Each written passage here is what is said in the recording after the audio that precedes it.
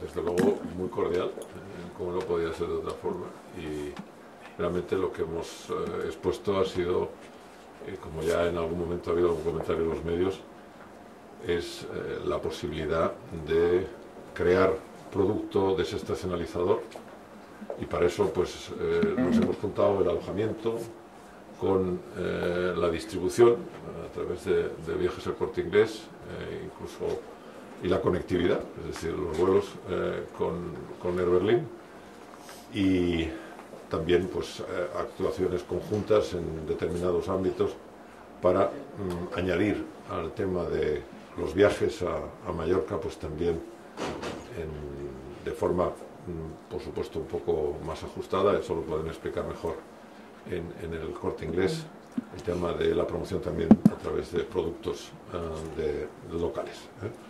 Esta es, en breves palabras, el tema que hemos tratado, y ha sido recibido muy positivamente tanto por el presidente como por la presidenta como por el conseller. Y bueno, pues el siguiente paso es crear un grupo de trabajo que se va a poner en marcha rápidamente para trasladar estas ideas a operaciones de cara a la temporada baja, y especialmente el otoño y la primavera.